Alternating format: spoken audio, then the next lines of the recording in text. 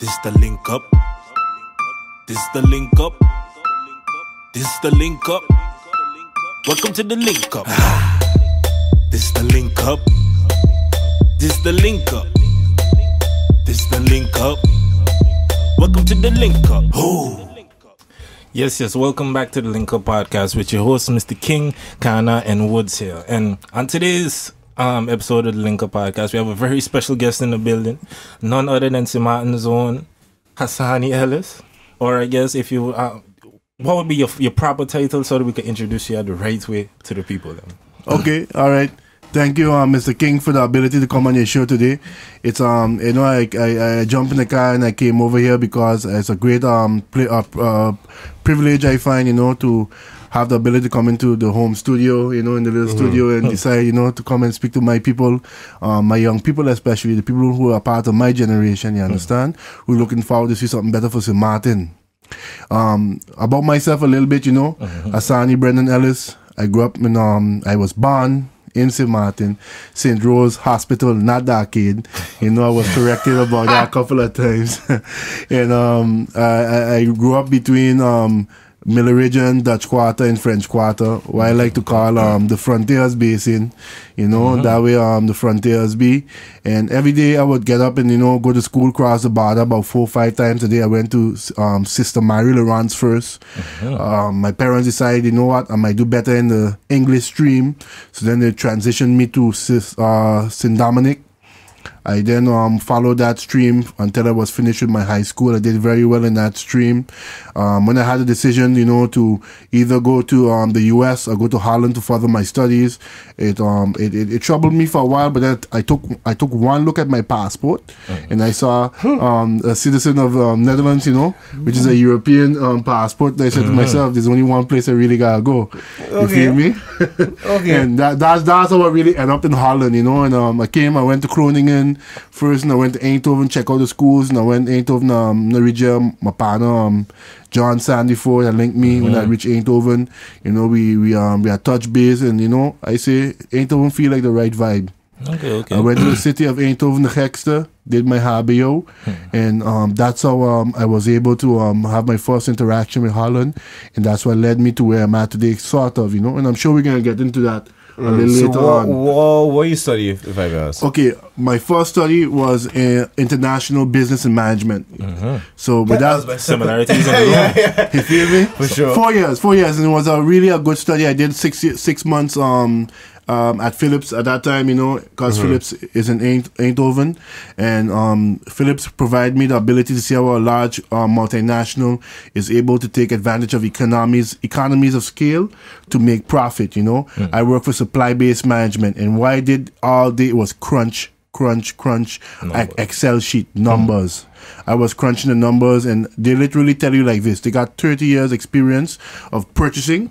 And what they do, they club or they match together as much of the stuff they gotta purchase, and instead of buying from one supplier, instead of buying from numerous suppliers, they put them all together as one lump amount that they have to purchase, and then purchase from one supplier that gives them the best price.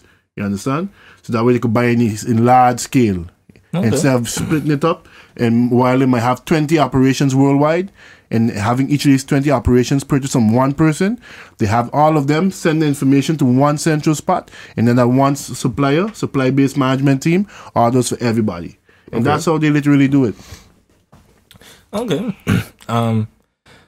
I feel like we kind of went a slightly different direction. I digress. But I mean, sorry. You immediately started going into a little more detail into your background and stuff. But I just basically want to, according to me, your title, I was just talking about your formal title now. Yeah. According to me, is Deputy Minister. Is that correct? That's true. As a Deputy Minister of Plenipotentiary in Holland, acting minister right now with the transition of the new interim government. So when I say acting minister, I sit in the Rijksministerraad, so the Kingdom Council of Ministers, with my partner Rutte and the rest of them. Man, say he Yeah, man. Let's just say, you know, the views and things of our guests do not directly reflect the views of the LinkUp podcast. Let me just say that right there. I feel it, but brother. But when you get in there, you know, those guys greet you well, you know, they greet you well, they speak with you well, you know, and it's a really relaxed environment. I was stressing the first couple of times I had to go in, you know, and the Dutch really came along also, you know. You prepare to have those meetings, and once your legal team prepares you and you have all your content, you go in there, do your thing. Besides the actual legal stuff you have to do on behalf of the country of St. Martin here in Holland, what I am is a direct extension of the Council of Ministers. So when they tell me march, I ask how hard. And I represent the country in Holland. So we host different events at the cabinet, you know, to help embrace the people of St. Martin while living here in Holland, you know, to make them feel like there's a place, a contact point they can go to. And also in reference to other organizations that are in Holland, especially in The Hague, being that it's a city of international law. There's a lot of embassies there. We also receive different ambassadors who may want to work on better relations with Holland. And we also attend their events. Different ambassadors are constantly inviting us to their events, and we have to then find a way to make sure I have enough shoes in my wardrobe to get out to all these events on time. That's what it is. Okay. I saw some footage of you at the event recently in The Hague, you know. I don't know if you want to speak on that, like, explain what exactly was going on. Which one, though? I believe it was a one from yesterday. Yeah, I think it was yesterday, because I saw it from the young lady in the back. I saw it from our Facebook. So. Okay, I got you. Okay, yesterday was a small event, you know. It was a small event to the extent that we had our Minister of Finance and our Prime Minister here in Holland, and they were here on a working visit from earlier in the week. They met with Staatssecretaris Knops. They met with the people from KLM. From that meeting, they actually were able to get an extra flight going down to St. Martin from KLM, which I can tell you was much necessary. Every flight I go on to St. Martin is packed, you know, and the prices with the extra flight might actually be affected also. So let's hope that all of that is reflected in that deal. So hopefully the price is coming down. Let's see. If you have more seats available, that means it's supply and demand, you know. Basics of economics. So, yeah. All right. And they were also at the cabinet yesterday, where they did a meet and greet with the students, young professionals, and people that live in Holland that are from St. Martin. It was ability to meet with them and maybe ask them questions or just socialize and network, you know.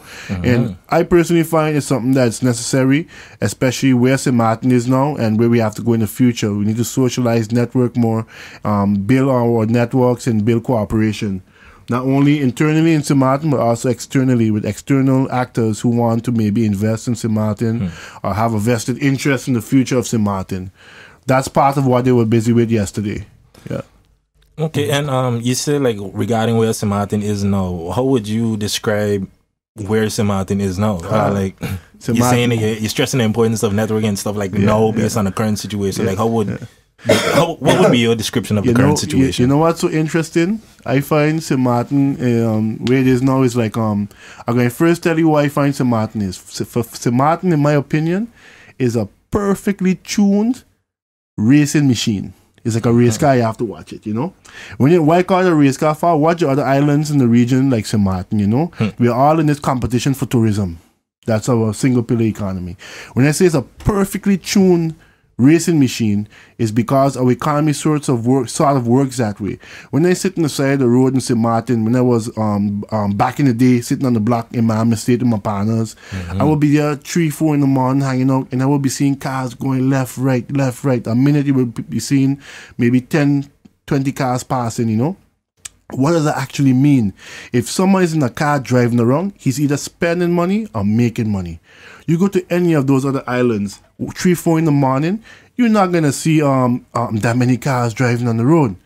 And that's why you have to really consider our economy like a racing machine, you know, in this race, you know, to get the most tourism dollars at the end of the year. And that's how our economy sort of works. What happened in St. Martin a couple months ago, a bad hurricane come, a really bad one, and it literally shut down our economy. It tore up our racing machine. And right now, what's literally happening, all the economists, the engineers of the racing machine, you know, have the blueprints up in front of them right now, and they're busy now trying to re-engineer this thing, you know, and to get it back up and running, you know, and within the shortest period as possible. That's what's going on, guys. Okay, so if we keep it the whole race car analogy now. Yeah. So now you think is about time we get some new mechanics. That's true to the extent that you're speaking to a mechanic right now, you know. So you was one of those people who basically coming and doing some work, looking to put in some work on this car to get it back working the way it should. You know, in all words, in all sense, you know. I spent a lot of years, you know, in books, you know, trying to do my research, you know, and I spent a lot of other years then also sitting on the side of the road, you know, with other young professionals like myself, other young people, you know, listening and developing our minds, you know, to say what we want to see for the future of St. Martin. And that's why I don't take my job very lightly. I lose a lot of sleep at night, trying to see how I can apply myself in the best way. Okay. Yeah. That brings me to a question. Like, what was it that exactly got you into politics? What got you started? How did you get into it? Well, after I finished my first study, international business and management, I went back to St. Martin. I worked for my family business, Caribbean Accident and Road Service. I had the ability at that time to introduce what was considered cutting-edge technology on the island. We introduced one of the first real-time databases on the island where we would go to the scene of an accident, make a report, and within 24 hours, that report could have been accessed by claim adjusters. When we put that information within our database, automatically the claim adjusters can start monitoring the report and seeing information on it. So what was before a 1 week process of getting just a report done by a claims officer at your insurance company was being done now within 24 hours when we would have a report finalized. After we implemented this system, so I was a communications manager at that time, and we implemented the system and we implemented it well.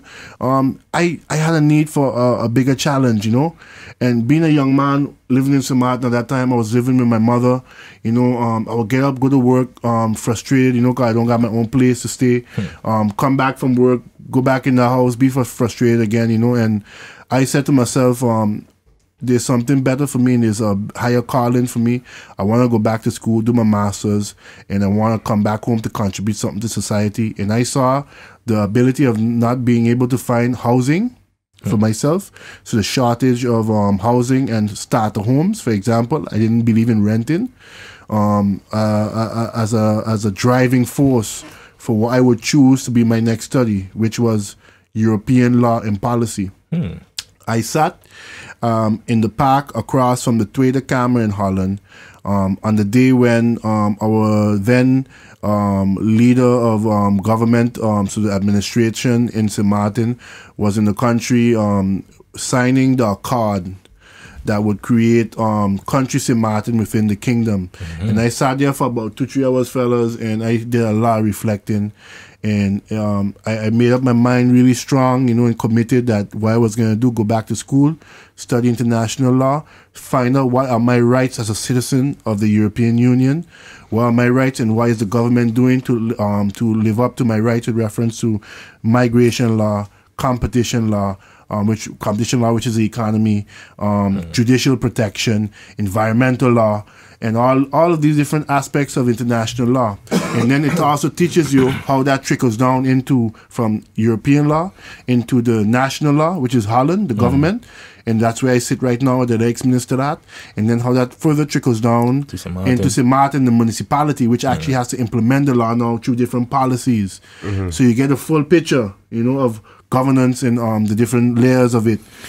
Okay, honestly, I'm relieved to hear that you actually went and studied a study that's related to politics, because just last week we was having this conversation regarding the people that we, like some of the young people that we see going in and stuff like that, and one of the conversations we was having is what are these people's credentials really? To say like, it's good to see the change. It's good to see that we have young faces going up there. But if you just as uneducated as the current people to some degree, I mean, I ain't trying to call no names and none of that, but if it's not going to be any change basically. So I'm glad to hear that you actually have some things so that we can see a positive change. Yeah, my God. Yeah, you know what it's all about? Those same people getting there all the time because they have a strong enough backing of people who reflect that ideology that they are bringing about in Parliament. Yep. So that and why it reflects then is that we have an entire generation, a population of people here in Holland, maybe 2,000 to 3,000. You never really know the exact figure, who have migrated from St. Martin, don't have the opportunity to go back. You know, because one, they're overeducated now. Two, the economy in St. Martin only provides for a certain amount of jobs for people, and then three, you have to then accept to go back and accept whatever is being offered to you once you go back. You see, I glad we get into that now, because this is a topic I kind of fall into. One of those categories, somebody who was afraid to go back to St. Martin. No. It's like the last thing he wants to do. Let's be specific. Clarify. I ain't afraid. I legit not going to. Like, really and truly, there's no reason for me to go back to St. Martin right now. For what? To do what? Like we just, like, what a friend of mine labeled it and claimed it to live the St. Martin dream, breed a girl, walk bank, walk Najiko, and buy a car, live in a mother house, buy a car, get it. No, the good life. I refuse. You gotta put the set in it too. You gotta put the set in the car. I mean, if anybody that knows, if anybody don't know, Spinner, that's 2000s, man. Come on. I'm to the tens. I mean, anybody that know me, know I gonna have the set regardless. Yeah, but sure. To go back home now, man, I sorry. Maybe because I've been a little bit more privileged. I can say that I have been more privileged and a lot to have seen other places in the world, and maybe that has reflected and changed my view on it. But there's no way anybody could convince me that, yeah, boy, Sean, you have to come back home now. To do what? To depend on Tom, Dick, and Harry for this one and down and no. My whole thing is, if I as a St. Martin, I don't get me wrong now, son. I love my country now. I love my island. Yeah. But I refuse to go back home and have to depend on anybody, Jed. I got you. So if I have to go back home, from how it's looking right now, that's gonna have to be my like 40s and 50s when I done established elsewhere. And I could be like, all right, cool. I going back for my people. I can help my people, and not they have to depend on nobody or kiss ass to nobody, Jack. Avoiding the whole politics, the usual way we know things operate in St. Martin. What's your last name? Who do you know to get this permit and that push for you and whatnot? That's what a man trying to avoid. And it's not only that, I could be one of those people. Cause let's be frank. I am known as a La Vega. That should say enough to people who understand. Yeah, anybody from St. Martin would know. No, yeah. But I'm not trying to take that route either, because I am not my last name. Well, Jack. you know what it's all about at the end of the day, Sean. You're accurate, and I'm not gonna say you're far from the truth. You're actually quite accurate and close to the truth. The thing is, what makes St. Martin like that is a bit vulnerable, you know. The size of the island is what makes it vulnerable, so there's only a certain amount of opportunities that can be created. Or I'm going to say what does have to improve, though, and this is one of the solutions, is the introduction of automation. How do you mean by that? Automation in all processes and forms of the way how we live in St. Martin. You know, much stuff is still done by like actual files, like ad hoc, paper files, and then like, files can get lost. Yeah, dog. You know, files can get lost. I remember when I was working in the yellow building, looking through the amount of the same thing we was talking about the bus licenses and stuff like that. When I had a summer job at the yellow building, the amount of ridiculous files, you can't even see whose name is on it because sometimes they copy. Like they lost. Like this is the type of automation then would improve that to the extent that I want to request an ID. I go to a website, apply for my ID. Census they give me a date when I could come in and pick it up. I pay for it online also. And then that creates jobs also at the bank once they make a transition from the front tellers to the back office workers. And that's just one example, you know, the banks. But automation improves the entire society where you're now transitioning into everything that's done analog, physically to digitalize, you know, and it's stuck into vast processes, you know, fixed processes that people can't meddle with, you know. So if you're entitled to something, that's what you're entitled to, you know. There's a process in place. Once you follow that process, if you don't follow it, you don't get it. If you follow it, you get it. Simple as that. I agree with what you're saying on the automation front. That, yeah, it's definitely something that's important. But on the flip side of that, some people might argue that automation at the same time, it may be bad for St. Martin in the sense that we know we have a largely uneducated population. I mean, lifelong learning, my brother. I understand that, but if you have a lot of people who are uneducated, who may be only able to do those, like the front office tellers, the bank tellers and stuff, all those people who have those jobs, they may require a certain level of education now to transition to the back office work and stuff like that. And automation that eliminates the need for the bank tellers and stuff, all the people who working at the airport and stuff, the check-in agents and all of those type of things. Like it's gonna create it's always gonna create new jobs to the extent that there's something called lifelong learning in Holland, so where if something is that you were doing before is not applicable anymore, they're gonna provide a way for you to go back to school and transition into something else that is. And it's to the extent that I could give one quick example. Right now, the industries that are going to be booming in St. Martin for the next 2-3 years will be construction and automotive industry. Everybody lose their roof. Everybody, a lot of people lose their roof, and a lot of people lost their cars. So what's happening on the island right now? You have a lot of mechanics and contractors working without the relevant standards that needs to be public.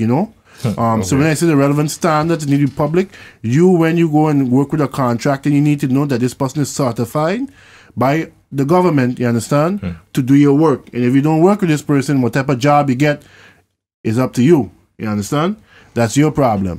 But if you got certified mechanics, certified contractors, certified people that can repair and do the work for you, anything that goes wrong with that process, you have the rights now to go to small claims court and ask for your money back. You understand? I build a house. I asked the contractor to put the PVC pipe in the walls, so later once I finish pouring my walls and stuff, I can pull the lines to electricity. He doesn't put the right PVC piping in, the lines can't pull through, or the lines the piping got damaged.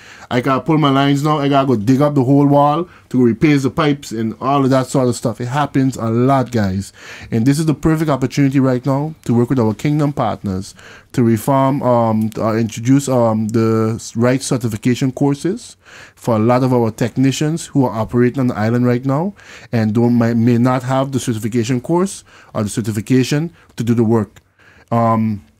Half the island right now has no telecommunications running the way it was supposed to be running before IDMA, and the reason being is that there's not enough technicians available to do the work. It's simple as that, And this is the perfect opportunity to get these guys back in school, offer a certification course, and get them back in the work field. That's my opinion. And we reference automation. I mean, that sounds like a better idea than sending your students all the way Holland and States for something a big whole thing. I mean, depending on the student's personal choice and interest, but I mean, we don't need no more people that study international business. I'm sorry, we don't need no more. Tourism is always there, Not only that, but you study a bit. As somebody who studied international business at one point, what are you gonna do after that? There's no clear, legit path choice that you could say, okay, cool, I could benefit the island in this way. Especially if it's somebody in Hasani case who looking for the youth to come back. Nah. Well, Education Department constantly has to update the public about what's the right studies and what's the relevant studies based on what they can predict will be happening in the job market in the upcoming 5 to 10 years, And like I said, I think this construction boom is going to play on even further than the 2-3 year time frame that we actually have on the outlook right now. It's going to play on even further with reference to if we actually can get a government that is willing to adopt more international standards. What you will see then is a trend in innovation. What you will see then is the ability for a lot more young professionals, just like us, you being a tourism expert or a commerce expert, will have the ability to return home. And then you want to work with the right technicians that can help set up the type of facility you want to welcome tourists to St. Martin. I still waiting to walk into the resort in St. Martin that can offer me a room. I walk inside. clap my hands, the lights go on, you know, and I go by a control device, and I can turn on all kind of different devices in the room, you know, by simple little automation practices, you know. But isn't that also like getting more into the education part, like making sure they focus more on tech, that we Technology. focus more on tech and stuff like that, and just tourism and find other ways. Before we even get to that, like my question would be like, do you see this even being realistic or possible? It's looking at the current situation, or not necessarily like at the pre-Irma, but even before that. When you look at St. Martin and you just be completely brutally honest, and you look at the way GB operates, how can you have digital systems when we don't have electricity? Constant electricity. Yeah, exactly. That's why Holland is able to have all this digitization, automation, and stuff like that. If you don't have if you got ridiculously high internet, first of all, so you can't, like, you don't have current and you got ridiculously high internet and it's slow. Like, those is two integral parts in making automation or having a properly digitized society successful. Like, we're going in the right direction, you know. Over the last look, I'm gonna break it down to you like this, and I'm gonna answer your question like this, you know. Throughout my studies in international law, I try to use find different case studies where I can compare St. Martin to the rest of the world. I compare St. Martin to Aruba. Aruba has been down this road since 1979. They got their independence. Somebody correct me if I'm wrong. 86. All right, 86. You see how Suriname got theirs in 79, you know? You know better 75, you see? I know it's somewhere in the books, you know, but... in the general area. With the ballpark. And so they've been on this road a couple good bit of years before us, you know. There's lessons learned, you know. There are lessons learned there. I'm gonna say to the extent that by international standards, it takes about 10 years for a new country that has gained its independence, although St. Martin has not been granted our full independence, but our separate status, you know, autonomous status, exactly, within the kingdom. Within the kingdom, it has only been 7 years, and within that 7 years, we have also had a very bad hurricane. What a bad hurricane is actually... Hurricane called government, you mean? Well, that's one of the hurricanes I was thinking. But the actual truth is, you know, give us the 10 years, and not only give us the 10 years, but what the government actually has to be busy with right now is strengthening its institutions. Before 10-10-10, there was an organization called USONA. And USONA was given a large sum of money by Holland to set up different institutions in St. Martin, and also help to diversify our economy.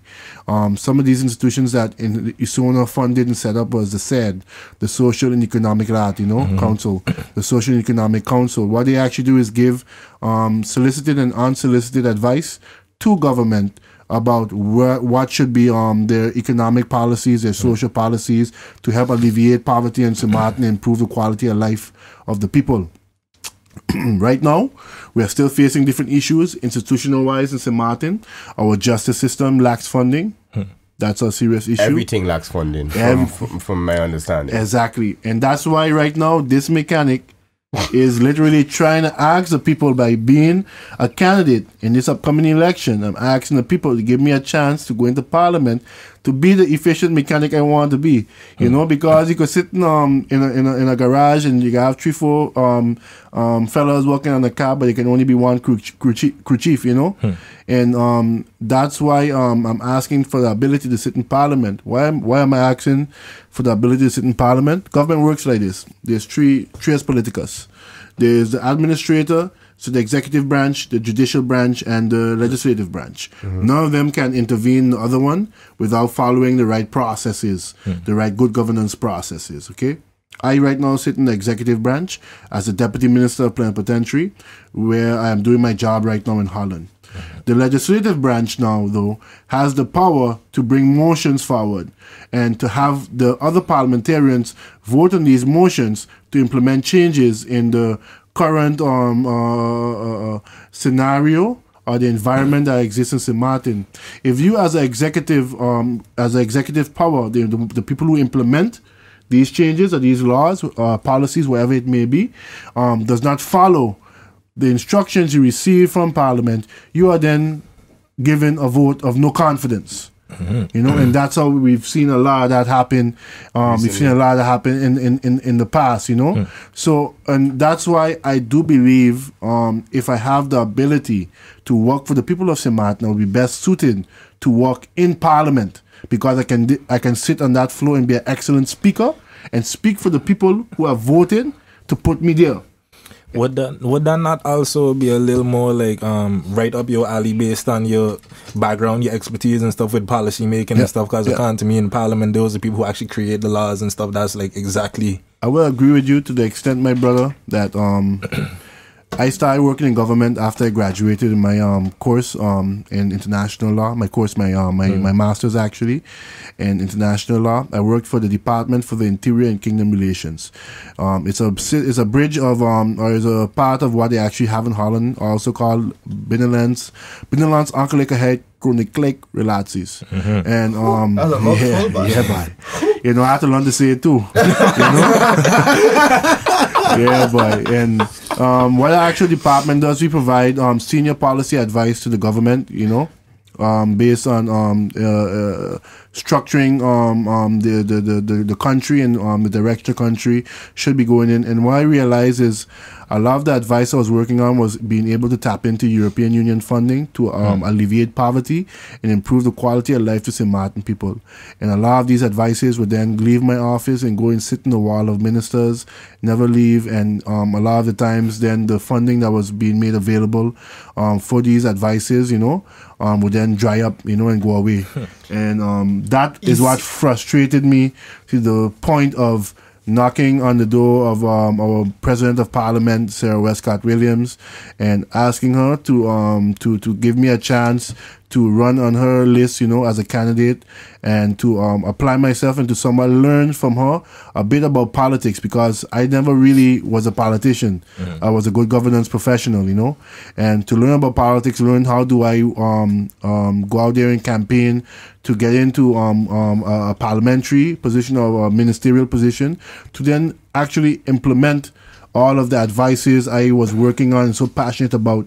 And we don't have the time to go into all of them today, but you will be surprised a lot of them reflects a lot of things that are in the minds of the young professional today. But then my question is why, okay, first, I guess my first question would be why go to Sarah? Why go to Miss Westcott? Excuse me for my informalities. It's a tough question. Why go to Miss Westcott and not, for instance, Theo? All right. Okay. So it happened like this, you know. I sat and I listened to all of them, you know, and at that time, the portfolio I was working on, which is the European Union funding, was part of the portfolio that the Prime Minister was busy with at that time. That's the portfolio of the Prime Minister, you know, international development aid, European funding. The President of Parliament now, the lady who's the President of Parliament now, was the Prime Minister at that time, and she actually helped me to develop my ideas further, you know. And she's also a good speaker, you know. She's also a good public speaker, that's very true. A professional speaker, you know. And I said to myself, if of these parties that's currently contesting this election, the one that's always, in my opinion, politically correct, with all the answers and does their research and can provide a quality product, would be the Democratic Party, you know. And that's the party I chose to be part of at that time. And in my honest opinion, all of these parties do believe in improving the country. They have different ideologies vested in the parties, and you yourself have to identify within yourself what characters you're looking for as to for the party you want to be part of, you know, the characteristics of the party, the people that run with them, how they talk, how they speak, you know. Okay, so now my next question would be, why not run independent then? Well, on St. Martin, it's not possible to run independent. You have to have a party list. You have to have a party list. You have to have a party list, you know. Okay, and see, this I didn't know. Yeah. Once you have your party list, you could be the one person on that party list But then you gotta make sure pull your 800 votes, 900 votes to hold your seat in Parliament. You know, that wasn't a situation. Not to cut you out, but kind of me, Jeffrey Richardson, I believe he was in that situation years back. I don't know. I don't even know if he's still. Yeah, man, Jeffrey. Yeah, man. I sent him a message earlier, you know. So Jeffrey, yeah, you know, I had conversation with Jeffrey to the Concordia Alliance. You know, Jeffrey's my boy from way back. You know, Jafan. I know his son very well. You know, bigging up Jafan.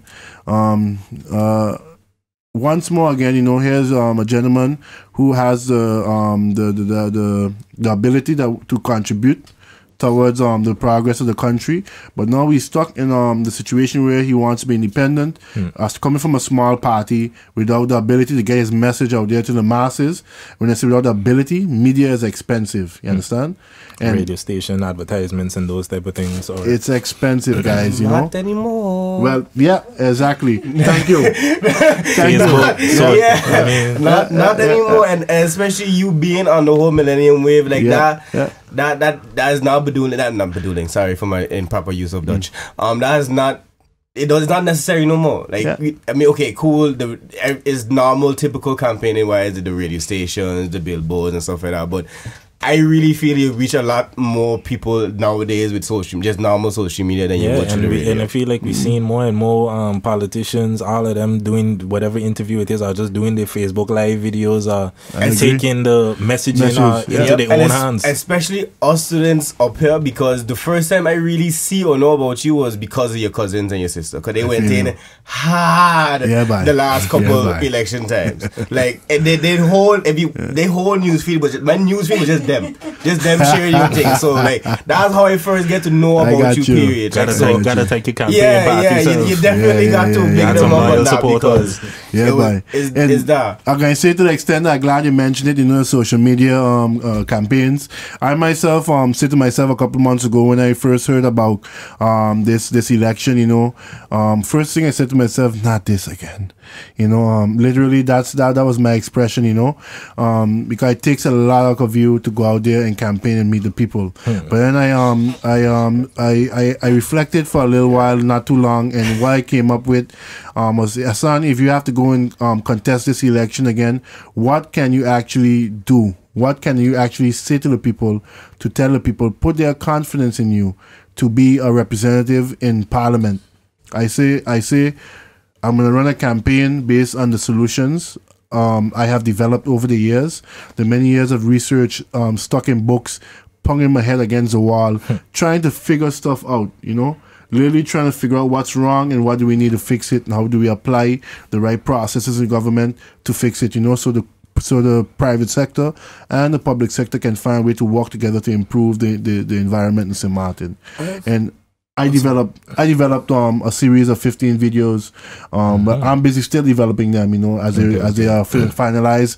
I put them up on Facebook. So before I leave here today, if I don't have you all on Facebook, I need to have you all on Facebook, because I've released a couple of these videos, and I need you all to see them, to see my vision for the future of St. Martin. Definitely take a look. Yeah, once that's out there, I've done my part in this election, you know, to give my vision for the future of St. Martin to especially the millennial votes, you know, the young people who need to see themselves aligning with my vision. And if I can align myself, or have them align themselves with my vision via Facebook, and that vote, and then that transition into votes in St. Martin, then I won't be in Parliament.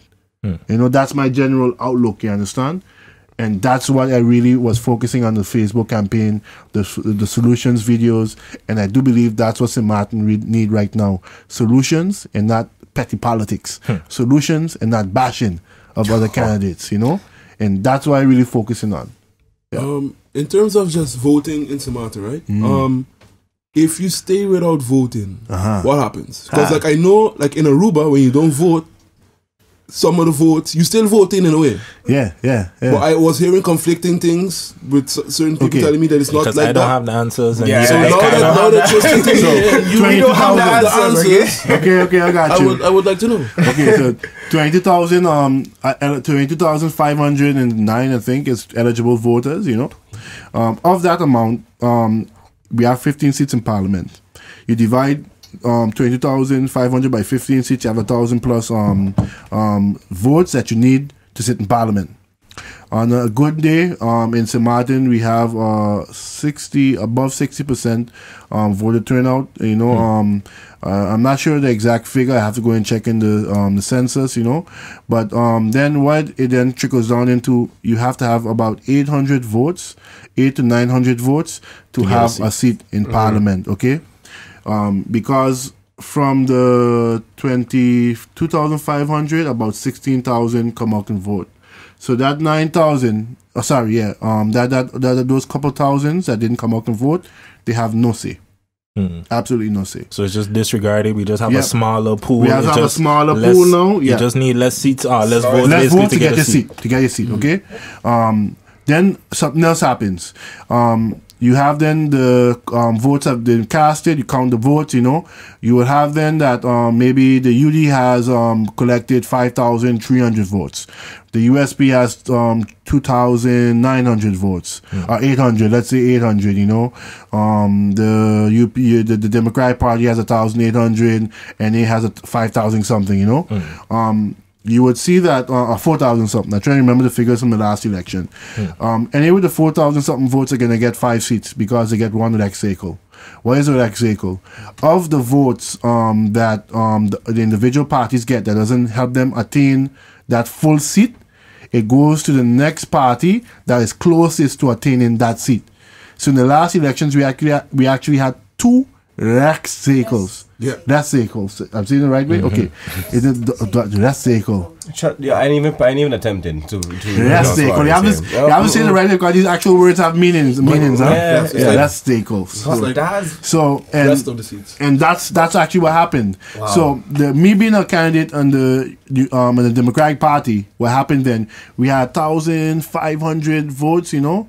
Which gave us our 2 seats, 1,005, 1,006, and the third seat we were about 200 votes away from having the amount that was needed to get the last cycle for the third seat. But France in the UD, so USP, all these different terms, USP was about 100 votes away, so they got the last cycle be over us. So the NA and the USP got their last cycle, while the DP and the UP did not. And the UP got their full 5,000 votes up, and they got their 5 seats. The DP got 1,000 something, you know, and we also got our 2 seats, you know. And that's why we had 2 seats, 5 seats, 5 seats, 3 seats, and that was a constellation of forming the last parliament and forming the last government. That's how it works. So you had mentioned. Oh, go through it. So I just want to say, if you want the right people to get the right seats, vote. Yeah. That's what it really. Not voting. It doesn't help. Voting. It's voting. Is it voting them back in? I didn't want to go in this. I didn't want to go in this topic right now. But let me ask a question quick before we go into this one. I know this is something you wanted to ask as well. You had said that you'd feel more, I guess, in touch with the Democratic Party. How you feel about the merger now between the DP and UP? Because, I mean, while it's different, it's practically the same. It's practically DP 1992. Sort of. So how the times have changed. No, they haven't. That's the whole point. They have not. You mean to tell me it was DP and then they split to DP, UP, and now both of them come back together? Yeah, sort of. So sort of like that. You know what happened in 2010? You I don't want to call it a hostile takeover, because that's not what it was. It was a division. They had a division within the DP for leadership of the party.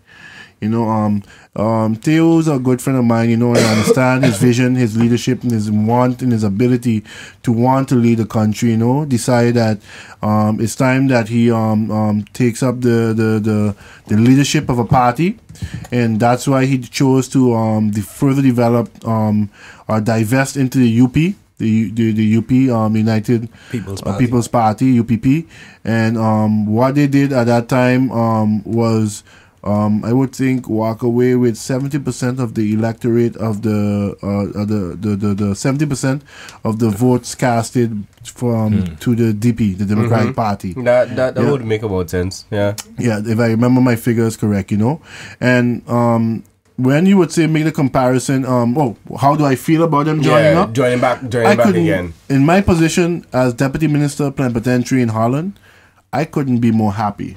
With reference to working here and working with the different institutions that are in Holland that work with St. Maarten, the people that have to work with St. Maarten, they're telling me that Hasani, St. Maarten, the government is weak, the government needs leadership, and the government, the people need to work together. The people need to work together. We have two threats, in my opinion, as people living in St. Maarten right now. We have an internal threat, so that's people fighting each other internally.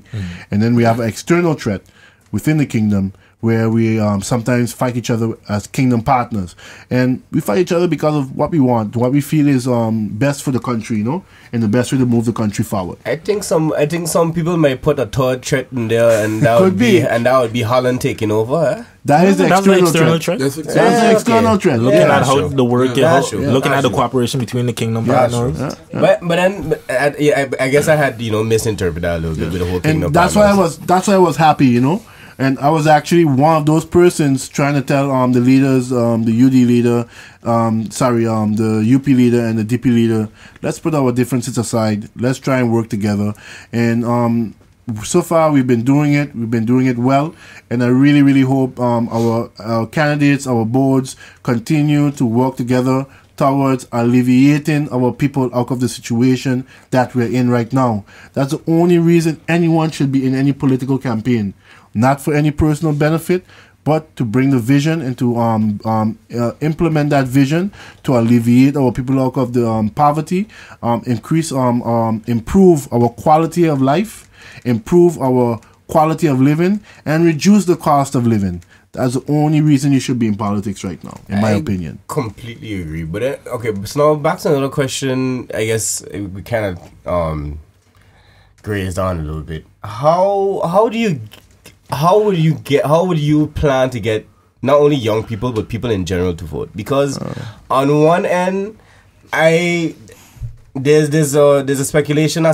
There's a view that no matter what somebody vote for, the next person the other two parties gonna just join together and they gonna form a coalition and all that kind of thing. So like it doesn't make sense who you actually vote for. How do you still get those people to come out and vote? How would you respond to that? How would you respond to that in any sense? That's actually what we're trying to avoid by creating coalition? We're actually trying to avoid a coalition by creating the United Democrats.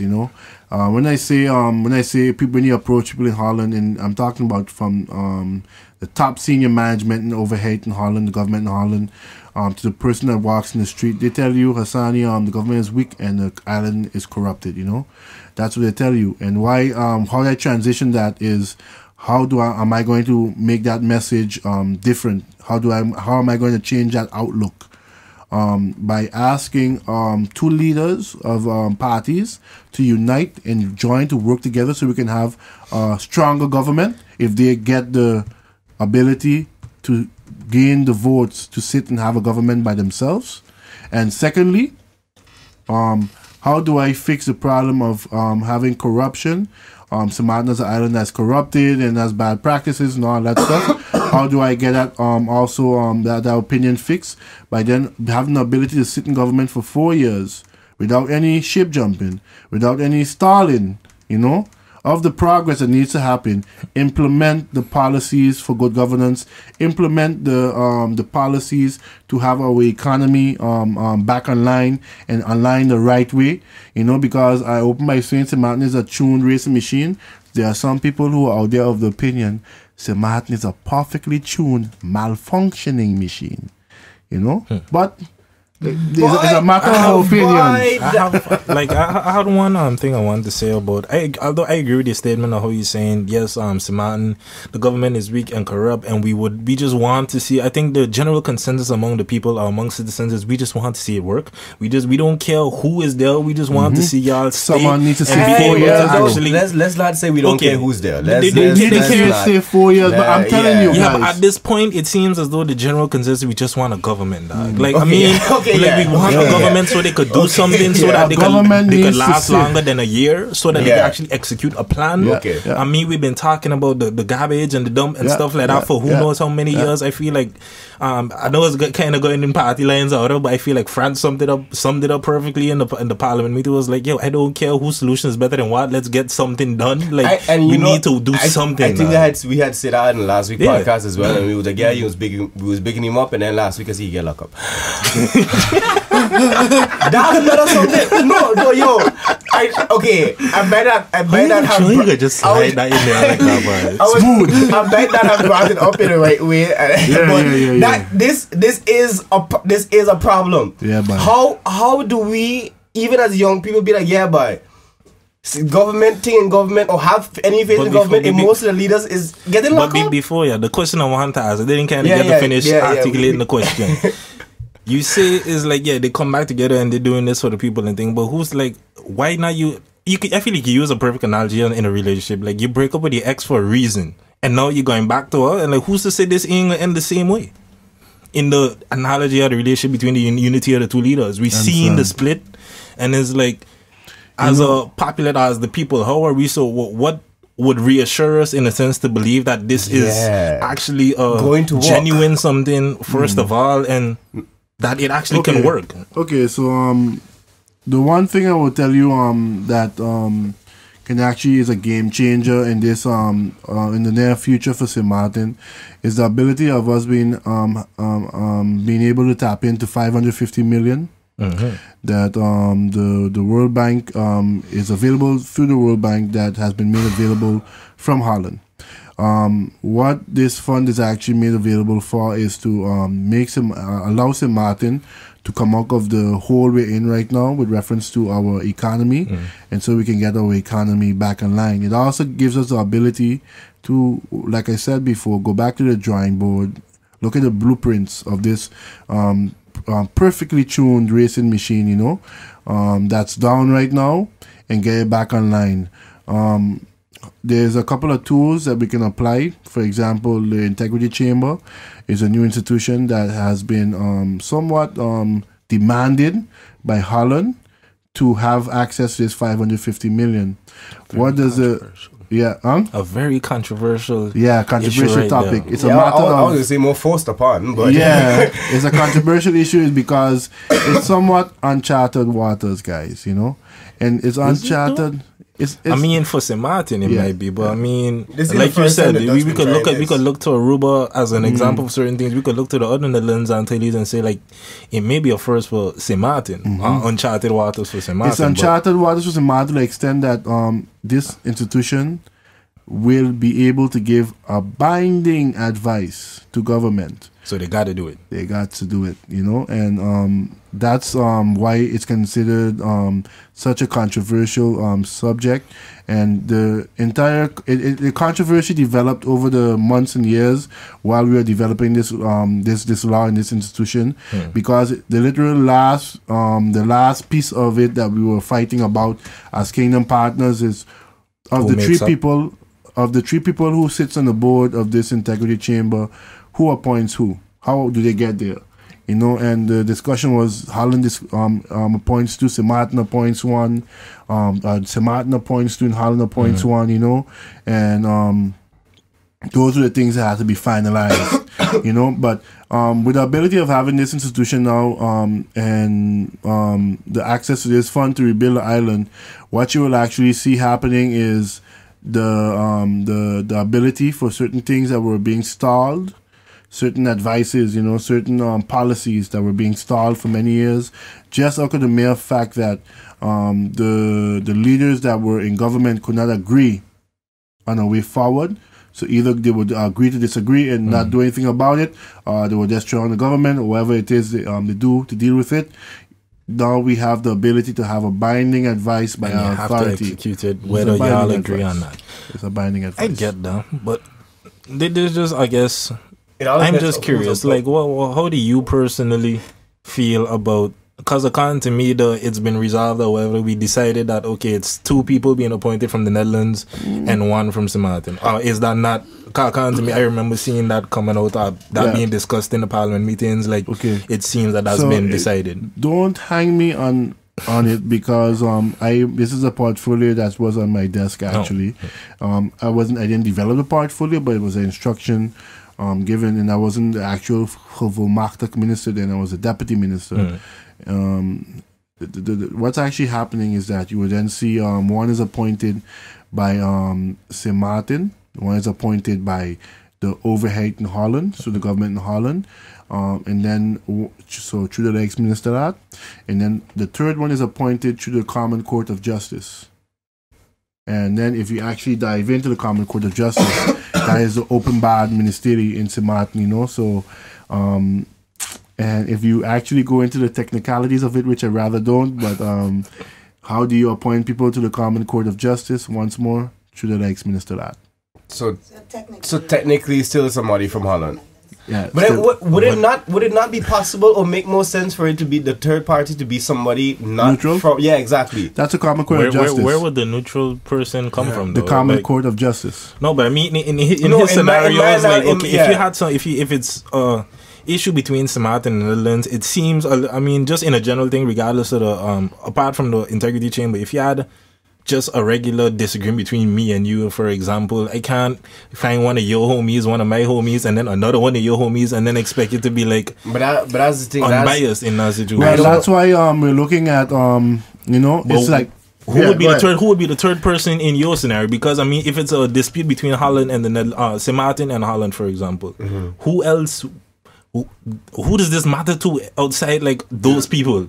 What, you can get somebody from Curacao, or but like even if you say the kingdom, then is I want to answer the question, and I can answer it actually. Why go through? Because I have conflicting things about that. This is why it is. It was just an idea, to be quite honest. I can go back to the Trias Politica. Right now, we're seeing a situation where in the integrity chamber, the legislator in Holland, so the wethouder in Holland, wants to appoint one. The wethouder in St. Martin wants to appoint one. And these are 2 people that come from, 2 set of people that come from the legislative branch, who would then give an instruction to the, I won't say give an instruction, but give advice. They're the ones appointing people who sit in as ministers to appoint these people, okay? Both sides of the island, okay?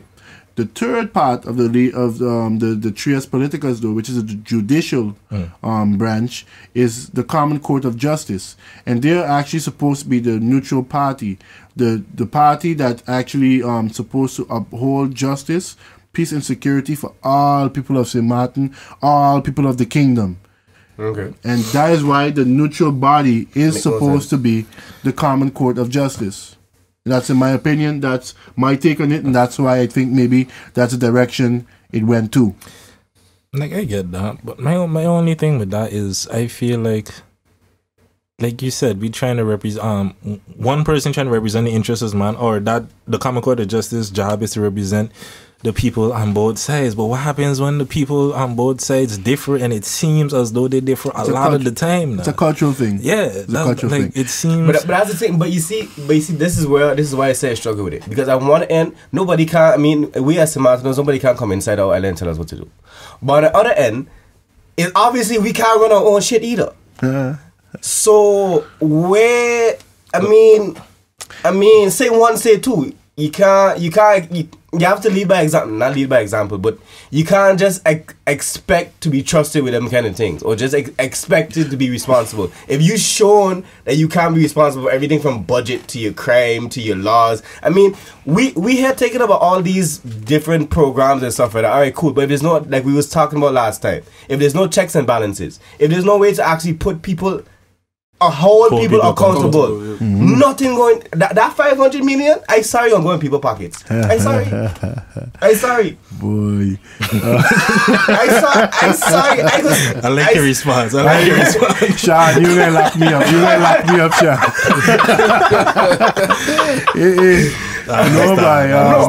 But I say that, and why I say that so strongly is because look, Hasani, I really like the message that you're bringing across to the people, and I really like what you stand for. But I can't say I could support you, because that means supporting you, support your party, Jack. And why I can't say support your party, and I can't say support no party, none of them out there right now, because all of them either the leaders for themselves, or they got somebody in it that could possibly they got their own agenda and want to bring down something else, and not having this whole one island or one Dutch side mentality. I understand. So with that being said, this whole thing about the new government and stuff like that, I mean, I glad and want more young people to be part of it. But right now, how it is, like we said last time, it's nothing but political musical chairs going on. Who ain't part of one party was on the opposition on the next one, or who wasn't in government this time was once opposition on the next side. So how you could tell me as a young person, oh yeah, I must vote, when the same thing been going on for 2 decades? I can't quote it exactly, but there's a quote from when you read books, politics is something that didn't start yesterday. It goes back to the times of the Greeks and Romans, and from since back in those days they had excellent books written about it. To the extent that Shakespeare once said, "Oh, what tangled webs we've weaved, oh, for who to deceive."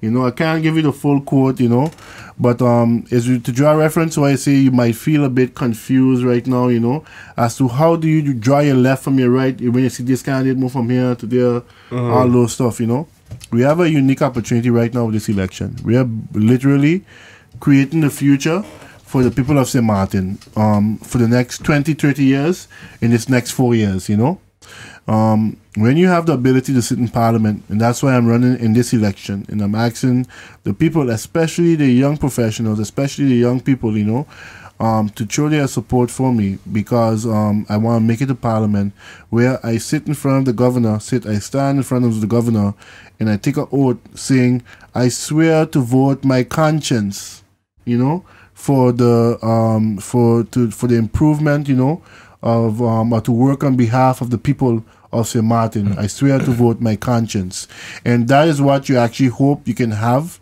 as parliamentary representatives in this upcoming election. You hope the people have been informed about the issues and are not then bogged down with family alliances and propaganda, that's out there. I'm gonna ask you all to add me on Facebook, check me out on Facebook, because that's how I have the ability to share with you my vision, where, for example, I want to empower you as a student of international business to return home to St. Martin one day and have the ability to set up your own, not your own, but work with a hotel to set up a hydroponics facility where the cuisine they have selling in their hotel comes from that same facility, locally grown, right nearby by that hotel. And it's something that works because they do it at Cuisine Arts in Anguilla right now. But only having the minister, only with the ability of having the Minister of Rami to be able to grant the permits, the spatial planning permits to have such a facility, is the only way we can get it done. And that's a motion that can start in Parliament. That's my outlook, and that's the solutions I've been putting out there for the people. Like that's something that I wanted to ask you about. Like I know you don't have the time to go into each and every one, but I just wanted to know if you could give like a brief outline of some of your solutions, because you mentioned them like a couple of times during this podcast. That would be great, actually, Gary. Okay, I'm gonna start with saying my first video I released as a solution is strengthening our institutions. Our police officers, our civil servants out there doing their job without having the adequate tools and courses. So the courses is with reference to having the right updates. About what's happening within your world, within your work to do your job efficiently. Okay, when I say the police and the civil servants don't have the right tools, underfunded. I have the partners that I aligned with were some of them are the police that were recently installed, and when you have these guys walking up to you in town telling you, boy, they send us out in the street, 2 of us out in the street to share one radio. You gotta get concerned, man, and That's why I did the video on strengthening our institutions. And how do you go about that? Having fair elections first. When you have fair elections, you can have people in government that actually know about governance and that actually want to vote the right way for the budget, to strengthen the institutions so they can have the right tools and they can have the right certification courses in government to strengthen our institutions to have peace, justice, and security for all St. Martin people. That's what it's about. That's for video. Okay. The second one is about, I believe I released was, I'll just go through them. I'm not going to go through it in the order. The dump. That's a high, the dump is a high priority right now on the island. There's a solution to it. A solution was presented back in 2010 by our commissioner of VRAMI back then, who was Theodore Heidegger. He proposed waste to energy. He proposed it in a way where we're asking to take the waste and throw it into a mass incinerator where we can burn this waste to create energy that we can contribute back to contribute back to the grid, either a national or regional grid, exactly. And then two, also for manufacturing industries, they can use this heat created, to from this energy source to manufacture goods, it can be any sorts of goods, what you're tapping into though is the power purchase agreement. And that's what's has waste to energy failing up to now, because the stakeholders between the private sector, public sector cannot agree on what is the price we're going to be selling 1 kilowatt of energy from this facility to the consumers, the business, the B2B businesses, the business to business, or the business to consumer. That's what's holding it up. And if that's not a solution, guys, stop it now. You put a incinerator out on the bay, somewhere on the bay side, where it's out of our capital. Start recycling what you can recycle and extract from the waste. You recycle and start sorting it, and what cannot be extracted and recycled, you take it to that simple container, you shove everything inside of it, the container burns everything, and you get rid of the waste. Solution. You want to say something? Yeah, I wanted to ask one question on the dumb thing.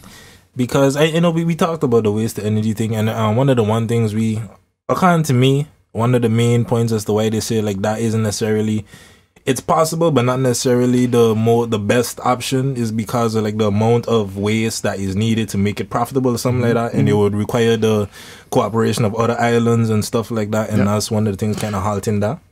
I worked on EU funding to be able to tap into waste to energy through cooperation with other territories in the region. The first territory was French St. Martin. The reason why that fund evaporated and dried up is because we could not come to agreement with those parties before the time frame of the fund before the time frame expired to tap into this fund. It goes once more into the economies of scale, which stakeholders are going to be benefiting the from the agreements, and that can be established. People health still coming down to money. Yeah. If that can be established, literally what the government of St. Martin needs to do is just to take a very responsible decision. If we're gonna need a certain amount of tons of waste per year for the next 20 to 30 years, if we think we can make that calculated risk of achieving it, we do it. If not, we just have to stop the building of the mountain, and it can actually be something beneficial in the long run, where we simply tap pipes into the current landfill. You allow these pipes to extract the gases that are trapped, and you can even try and collect some of the Mario Hodge. I met the gentleman recently back in the island when I went down there a couple of weeks ago. He's interested in bringing a company from the US that can extract this propane. I won't call it propane, but the gas. It's methane gas. The gas, actually. I don't even know. I paid attention to the Parliament meeting last time. I don't even know what type of gas they're extracting. I was doing my research for this. Whatever they're extracting, they can if it's a resource they can use, extract it and use it. That's all I'm really saying. And then you can later 10 years down the road, 20 years down the road, you can actually have a park. You can actually literally have a park on this property that's currently dump that's currently considered issue, And is it not possible to also move it? Oh yeah, it's possible to move it, but not to the extent of creating another dump.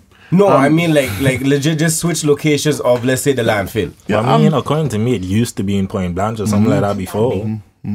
My actual solution is not to move it alone, but to eradicate landfills in St. Martin. We don't need it. To the extent that once more privatize waste management, introduce the ability for young people who are interested in being waste management experts to tap into recycling schemes, e-waste, recycling bottles, cans, plastics, all of these stuff. There's wealth can be created in it. The Frensa is doing it already, and whatever cannot be extracted as recyclables, burn it.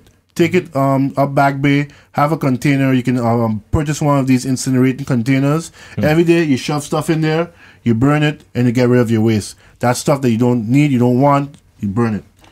I hope if you do get into power and you do start to implement these plans, that you just to make sure you get involved in Nature Foundation in it, because I got you. That might be an issue. I understand that. Like when it just comes to burning when it things, comes to burning things, it's about meeting international standards, and that's why I say first of all you carry it out of this the how you call it, the civilized areas, zones where people are living in residential zones. Take it out of that area first. Secondly, GB creates energy, and they create energy off of burning fossil fuels. That's in KB.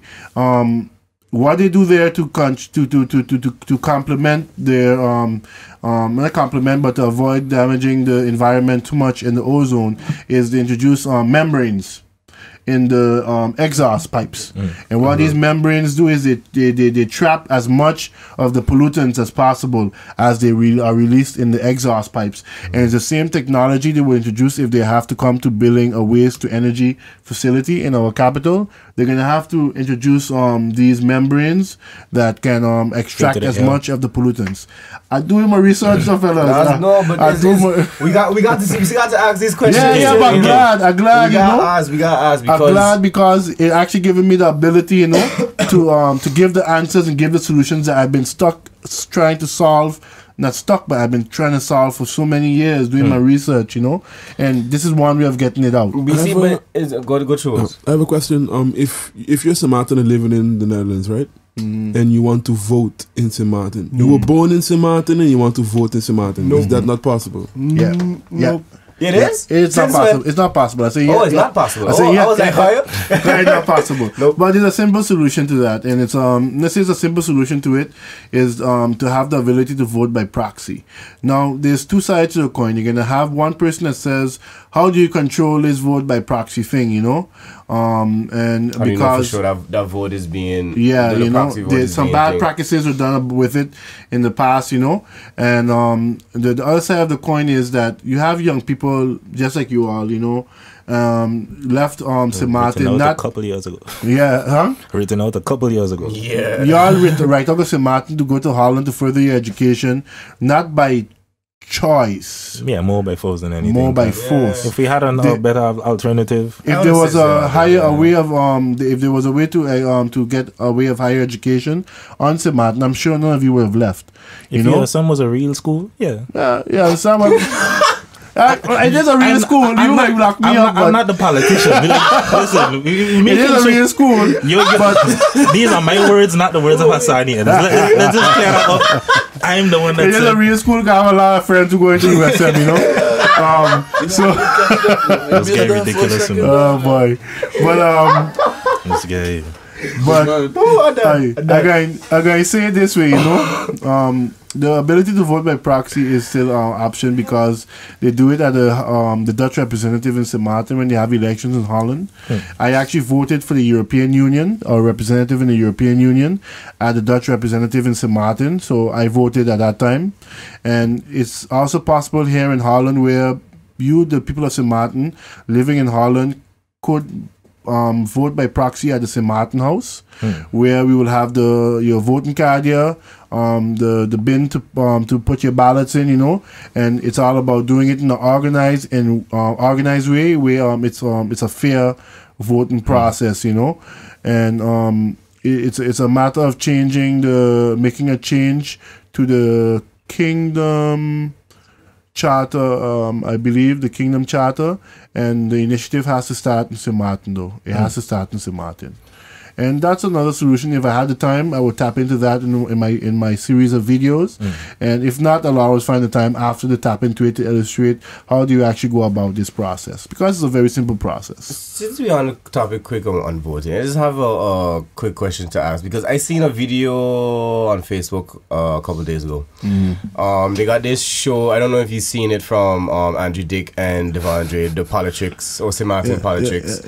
And it seemed that they was doing a street interview about who will vote for who and something like that. There was a young lady that gave an answer that really disappointed me, but it really showed the mentality of a lot of the St. Martin people, sadly. What was the question and what was the answer? The question was, who you gonna vote for?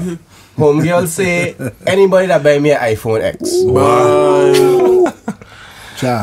Yeah, so, especially with this whole... How do you respond to that? What have you done for me lately mentality? But you see, that's the whole thing. It's not just her, and it's not just the young people. It's the old people, it's the poor people, it's the rich people, it's the people in general. So once you don't change the mentality of the people itself, what went wrong? What went wrong, Sean? What went wrong? For too many years, we've been developing our society, and that's St. Martin as an individualistic society where very capitalist. Me take care of myself and my own, and we live in gated communities. And while we are part of a kingdom that's part of the European Union that has a very different outlook and way of developing our country, where we want to have more of a socialist approach to our development. And what happens now is that young lady who has no hopes in government being able to, provide, help her get the right education, maybe to do a job, or to get a job that she wants so bad, doesn't see the hope for that happening. It's just thinking about herself right now and what's happening right now. I'm gonna deal with whatever I have to deal with tomorrow, because I know whatever is going to happen after the election is not going to benefit me. And that's actually what's quite different about this election again, guys.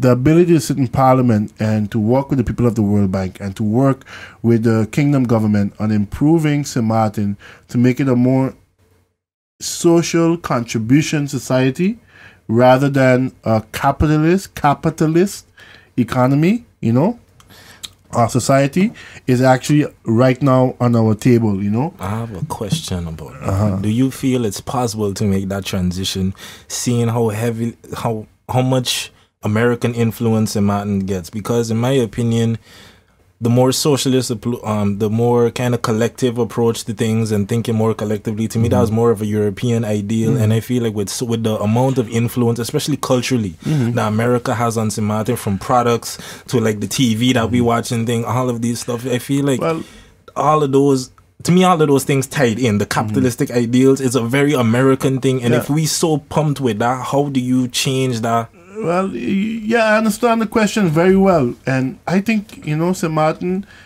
fortunately for us, we have the ability to say we have one foot in Europe and one foot in America. Yeah, but we speak in English now. I feel like that alone says that is a very telling thing to show the extent of American influence. We have both a constitution and we have both a Kingdom Charter. And that's a unique part about St. Martin, and a couple of islands in Caribbean, Now,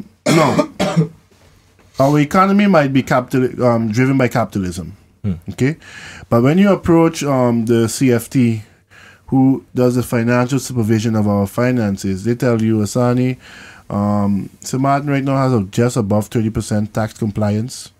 We are looking at having at least 10% more to be able to maintain the pension fund, which people pay into their whole life and then walk away with 550 guilders. Besides that, we're trying to find a way to improve the reserves that are at the AZV, where currently you only get a referral to go to travel and seek medical assistance after you have dead already, you know, maybe entirely dead, practically, you know. That is where there's a division right now in St. Martin, and that's why I said it should be a socialist contribution society. It's not taken away from the ability of having our economy capitalism driving the economy forward, but it just means that the people who are benefiting from the beaches, benefiting from the sun, and benefiting from the fun, and when I say benefiting, making money off of the different activities that's economic activities that's on the island, that's provided from these free natural resources, you know, should be contributing towards our reserves. Because then what happens when I get sick, I have the ability to be able to receive a fund, you know, a sickness fund, you know, because there's a reserve for that, you know. When I return home to St. Martin and I'm a starter, there's a fund available to develop starter homes, you know. And that was one of the main reasons why I got into politics in the beginning before I decided to study governance. Is that another one of the things that was that addressing one of your solutions? That's one of my solutions too. The starter homes? There's a solution for starter homes. Starter homes is a simple solution for that too. Belvedere, when Belvedere was built back in the day, it was built under the premise that we would have a social housing scheme, a social housing fund.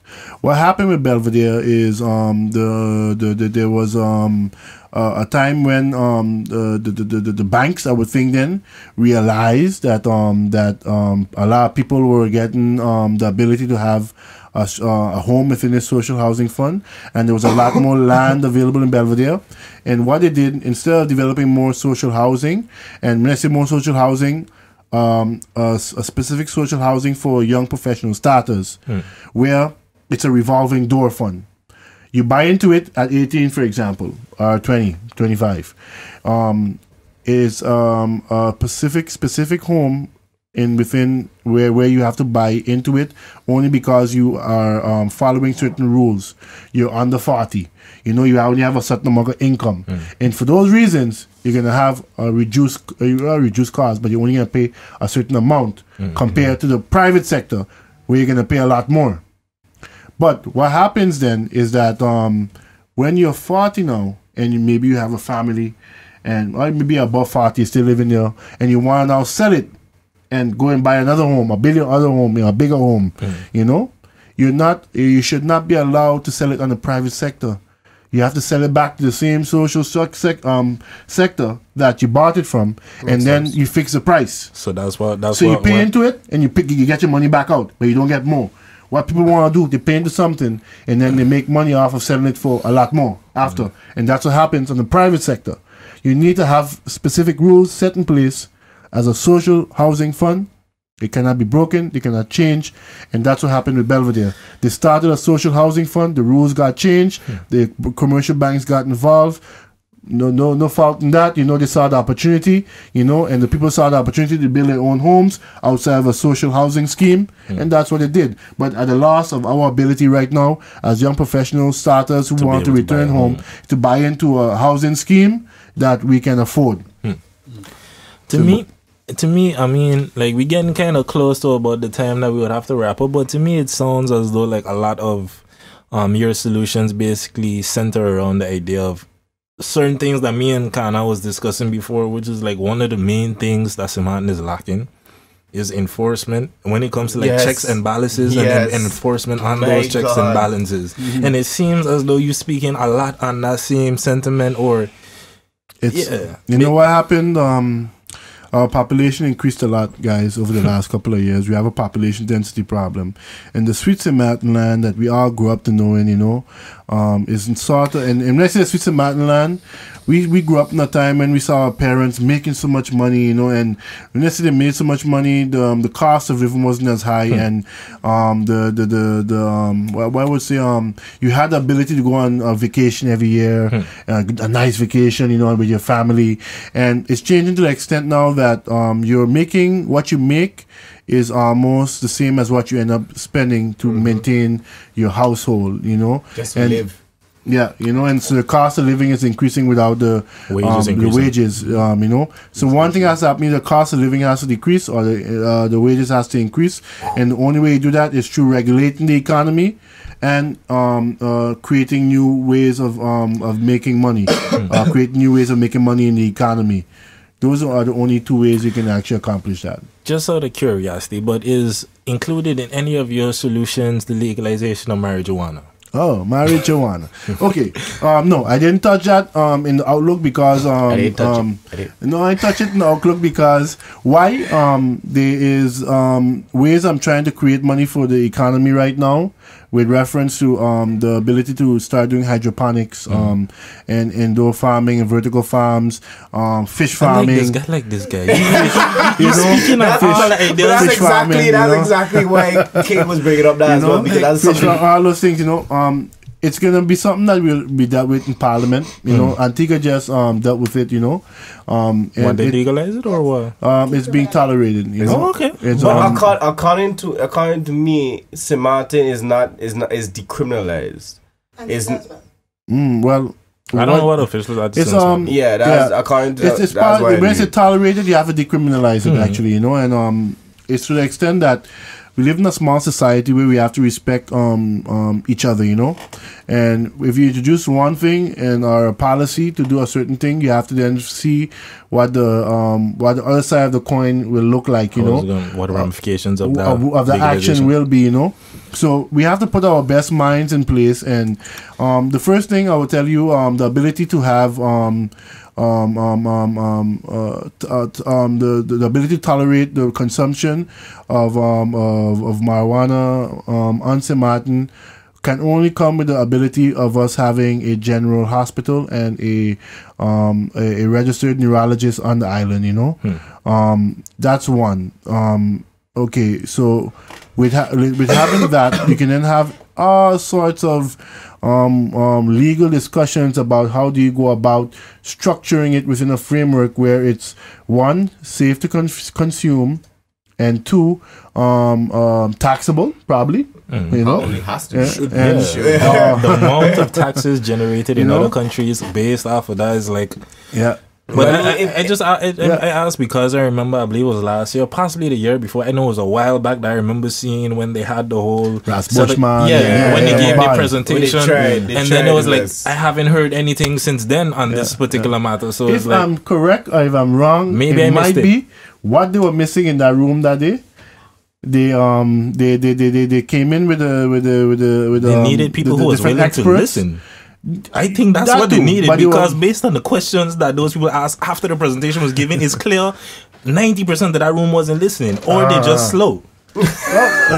Well, because the questions was answered and they was not. Every 4 years, the people have the ability to vote in their representatives in Parliament. True, you know. True. And every 4 years, those representatives then have to vote.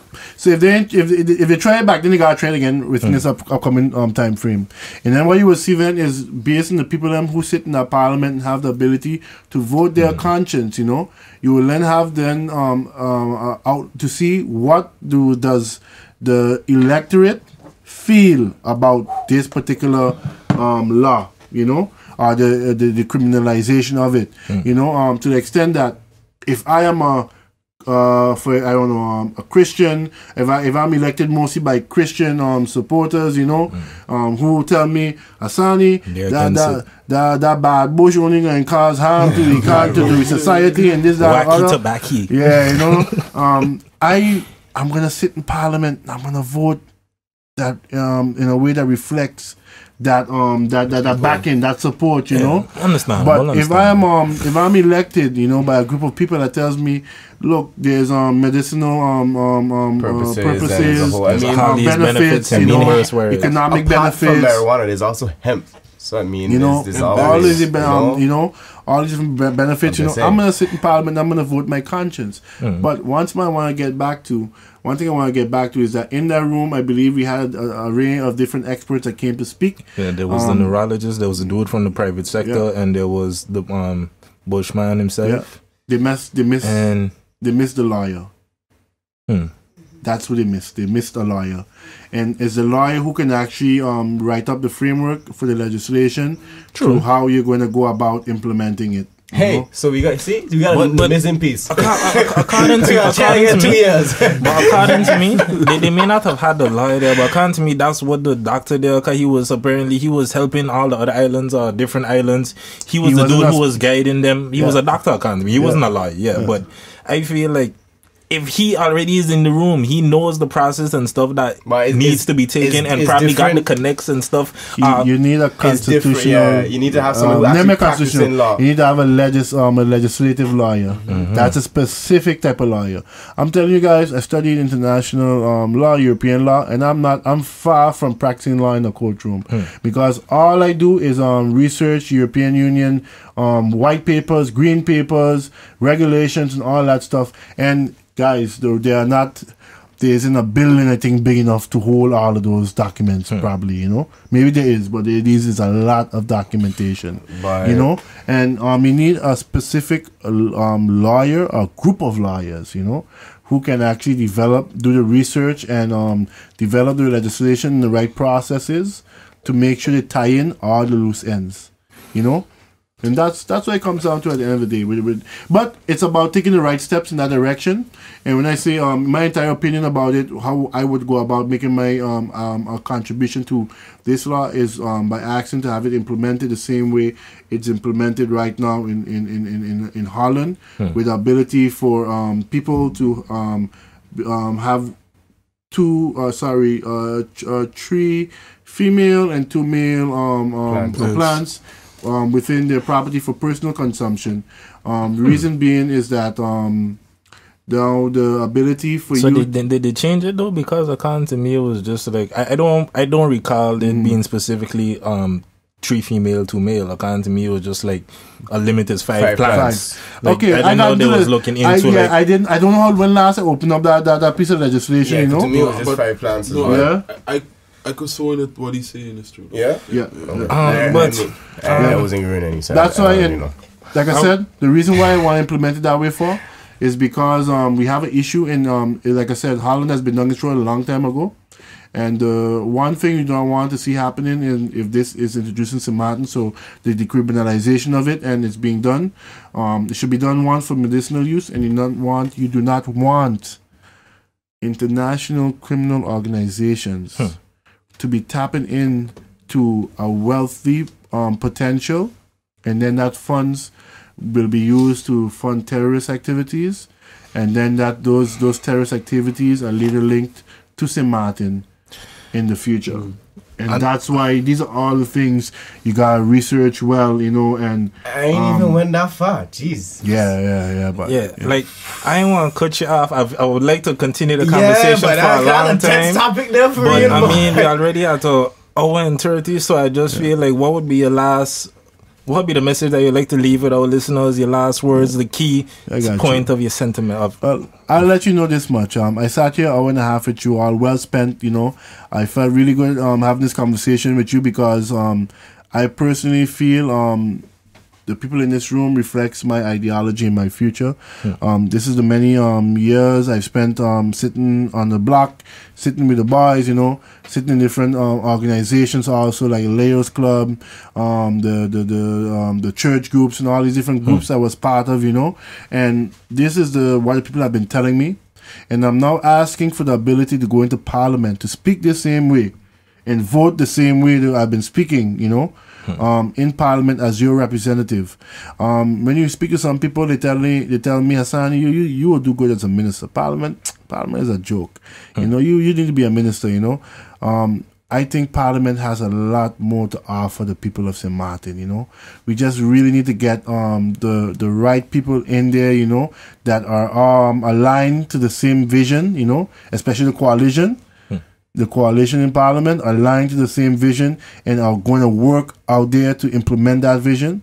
And then, of course, have that very critical, I say critical, not petty, that critical opposition that is willing to question what is in the outlook of our vision.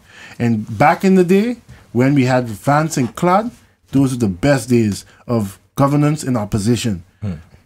Claude used to make things happen, and he made it happen right. And Vance used to be the one critical, asking the critical questions, you know. It wasn't nothing personal. It's just purely about the betterment betterment of the island. Yeah. Government and opposition, and that's governance for you, you know. And that and that's what you need in Parliament right now, you know. And that's how you will alleviate our people out of poverty, improve the quality of living, improve the standards of living. If you have that in Parliament and you have the ability to adapt fast, you need to adapt fast, guys. Like I said, all the research has been done. All the studies have been done. And I was part of that process. And I'm right now asking the people of St. Martin, the people who hear this interview, to go out there, February 26th, cast their vote. First of all, vote. Second, vote for UD. And third, vote for Hasani Ellis, the UD candidate number 15 in this upcoming election. All right, guys? Well, I had a great time. Well, you heard it here. You heard it from the horse's mouth, not to call you a horse, but you know. I know. It's the phrase. Well, they always say, you know, if you don't bring a donkey to a horse race, you know. So I'm glad it's a horse and not a donkey. You feel me? Quick fact check. You can just have 5 wheat plants in your house. It doesn't matter if it's good to know. Male or female. Male or female. Hopefully you get him female plants in your house. Yeah. If you got male, you're wasting your time. Yeah. Like, I know what you're doing. That being said, well, you know, I'd like to thank everybody for coming through, for listening. Especially like to thank Mr. Ellis for coming through and, you know, giving us the opportunity to ask some questions. And it was some a very informative session. I did learn some. I did learn a lot of stuff, you know. I feel educated. But you know, again, thank you everybody for coming through. Quick before we go, leave us know where they can find you, your website, Facebook, wherever it is. All right, guys, check me out on Facebook. I will tell you to add me on Facebook.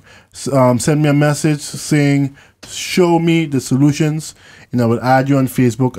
You'll have the ability to see my solutions, the videos I've been producing, showing the people of St. Martin the solutions. You can also, let me see where else I am. I'm also on LinkedIn. Best place to reach me though is on Facebook. I don't got time to manage You're a big Twitter. social media person. You're busy dealing with real matters and stuff like Twitter, that. what's the other one? Instagram. I don't got the time for it. Snapchat, I ain't got the time for it. I want someone to do it for you then. Yourself, I have to start paying someone. It looked like he got the team already, so you just gotta tell him to upgrade a little, you know, the things. But again, with that being said, thank you everybody for listening to this episode of the podcast. Again, if you have anything else you would like us to talk about specifically, hit up me or Mr. King on our personal Facebook, social medias, or hit up the LinkUp podcast. If you have any specific people you want us to have up on the show, let us know at the same times, social media or at the LinkUp podcast. With that being said, Mr. King, we'll see you the next time we link up.